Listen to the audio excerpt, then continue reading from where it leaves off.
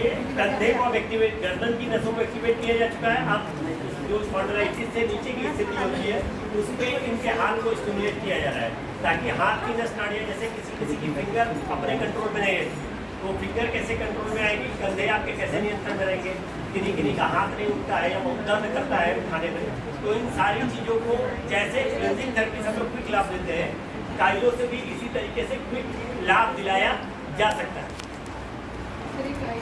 ये काइलो है।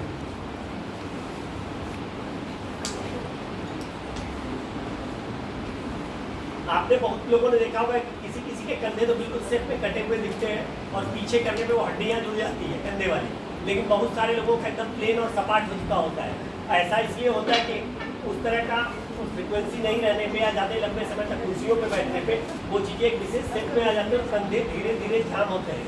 जाम होने में एक लंबी प्रक्रिया लगती है, लेकिन सुधरने में बहुत ज़्यादा समय लगता है।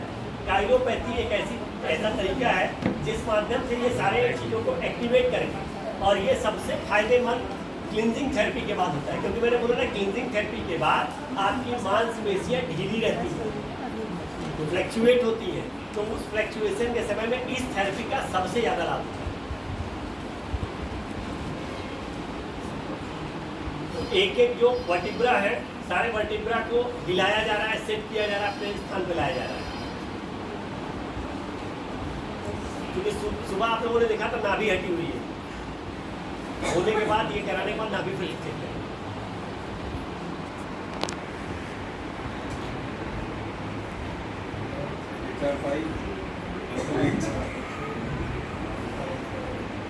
भाई साहब को देख रहे हैं आप लोग पूरा पसीने से भीग चुके हैं, काफी मेहनत वाला काम होता है।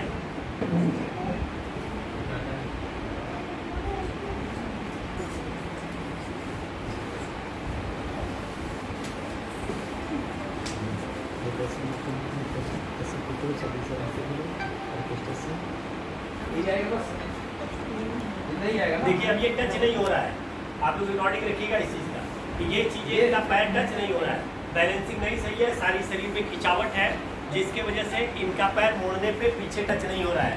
आप लोगों के साथ भी बहुतों के साथ ऐसा हो सकता है। तो कैसे ये चीज़ें एक्टिवेट की जाती है, आप घर पे जाके थोड़ी मेहनत करेंगे तो कर सकते हैं।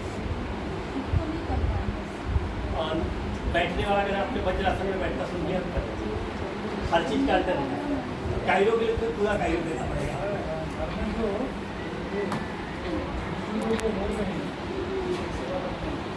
अब देखिए इस समय मांसपेशियां आपकी ढीली है क्योंकि एप्सम शॉर्ट शरीर में है, तो मांसपेशियां इनकी लूज है, तो हम लोगों को करना आसान है। जिसकी बहुत ज़्यादा स्टिफनेस है, टाइटनेस है, पेट साफ नहीं है, नाभि अपने स्थान पर नहीं है, उनको विशेष लाभ नहीं मिलता है, क्योंकि इन्होंने क्लींजिंग थेरेपी की पूरी प्रक्रिया कर दी, तो इस समय इनको ज़्यादा लाभ होगा।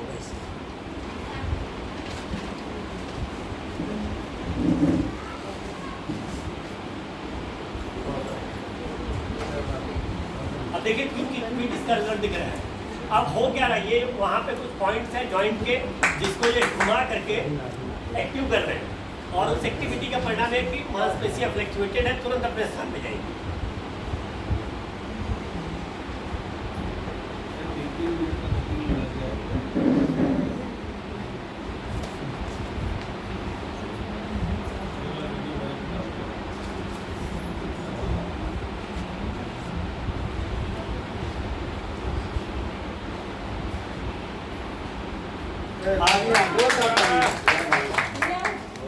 बिल्कुल ठीक है, चलिए आइए सर इधर थोड़ा सा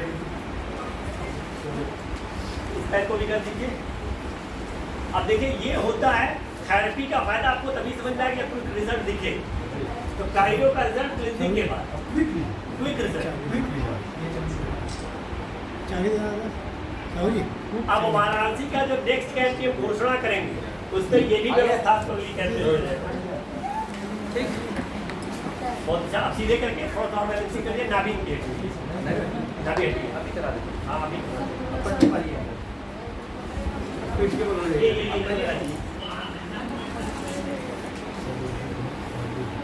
और जो चीजें ढीली हो जा रही है उसको ढीले।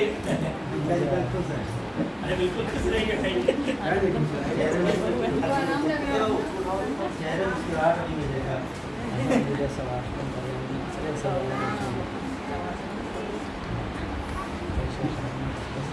बॉडी बैलेंस रखा है, ठीक है।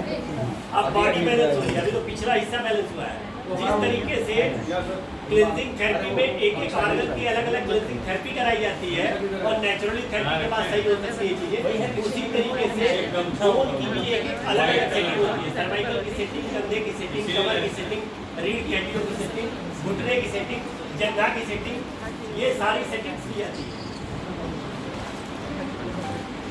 ये पकड़ना होगा एक बार, एक बिल्कुल आ जाइए, मुझे सही है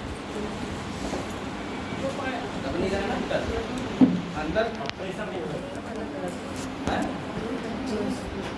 चले